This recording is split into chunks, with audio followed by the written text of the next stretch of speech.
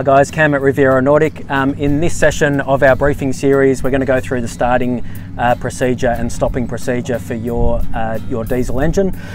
So all of our vessels, both yachts and motor cruisers, are fitted with diesel engines. There is a bit of variation in the procedure from boat to boat, but we'll demonstrate on this vessel. It's a Dew 436 with a Volvo engine, and the process is reasonably similar across the fleet. So what we have in the controls of our engine is a single lever gear and throttle control, which in some fashion we've got on every boat, both motor cruiser and yacht in the fleet. So the 12 o'clock position is neutral.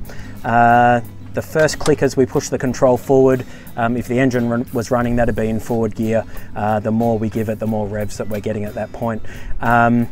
Importantly, as we're reducing power, if our engine was running at the moment, the first click that we get is still in gear. So the engine would be back to idle revs, but it's still in forward gear at that point. It's not in neutral until we get to 12 o'clock. Okay, so 12 o'clock position there. Same in reverse. If we go to reverse, the first click or the notch that we get there is in gear at idle revs, and the more we push it, the more revs that we're getting. Again, reducing that power, and this is important if we think about reversing hard to stop the boat. So we're coming alongside a jetty, for example, we're reversing fairly hard to stop the boat. Once the boat has stopped, we're trying to get that power off. The first click is still in gear. So if you're getting the power off, it's not in neutral until we're back at the 12 o'clock position. So that's our gear selector and throttle control. To start and stop the engine, we do our starting and stopping in the neutral position.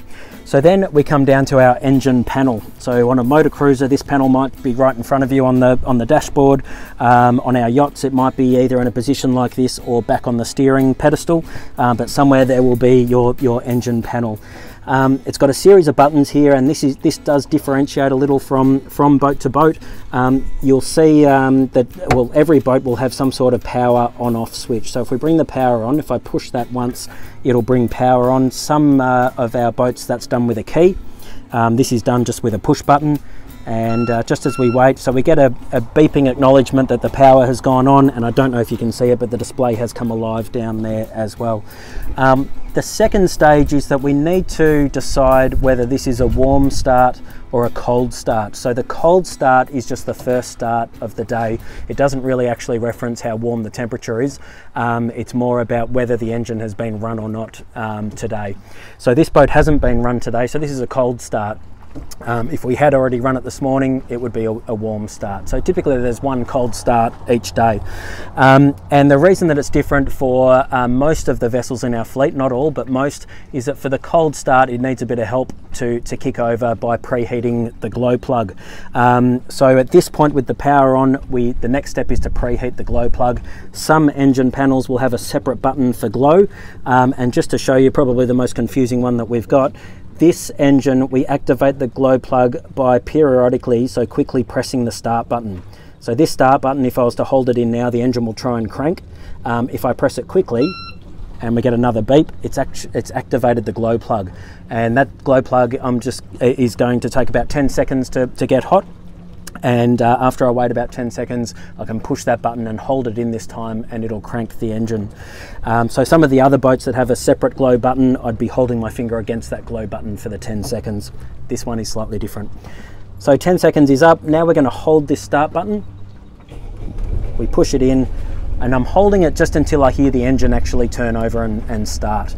A couple of important things I'm listening for at this point as soon as we've started the engine. This is the same on all of the boats in the fleet. The first thing is that we're not getting any alarms out of the panel. Okay, so most panels will beep an alarm before the engine is started, but once the engine actually turns over, those alarms must cancel. And if at any stage we get alarms out of the panel while the engine's running, there's a significant problem and it must be shut down. So you'd need to shut it down and obviously seek help from us straight away if that was to happen.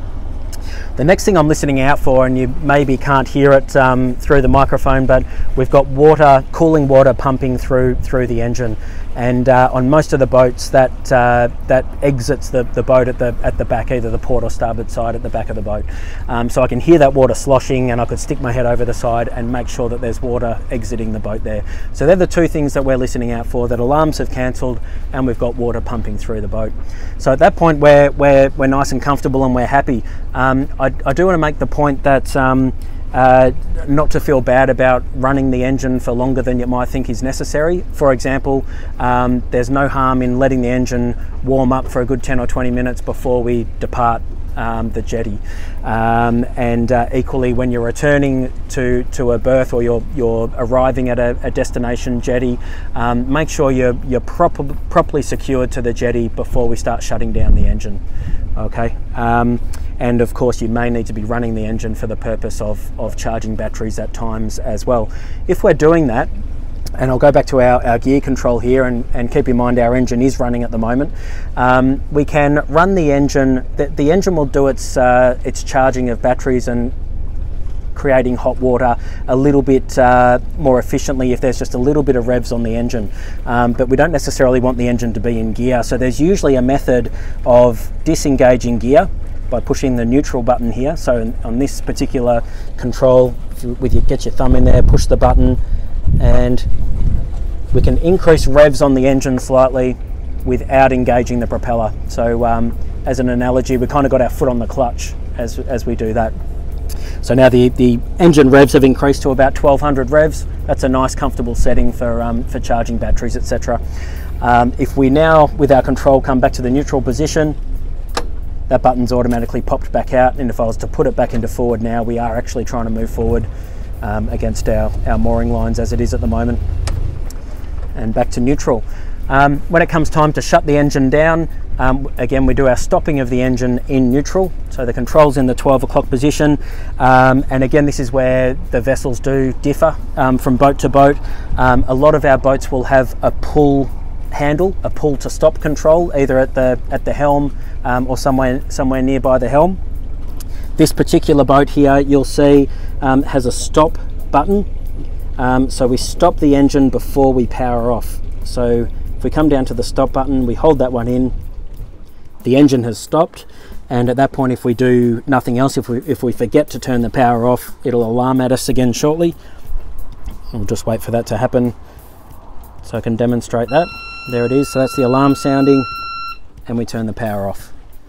And it's as simple as that. And if we were to restart the engine now, it's no longer a cold start, it's a warm start. So all we would do is power on, and I'll just wait for the buzzer to sound to confirm that the power's on.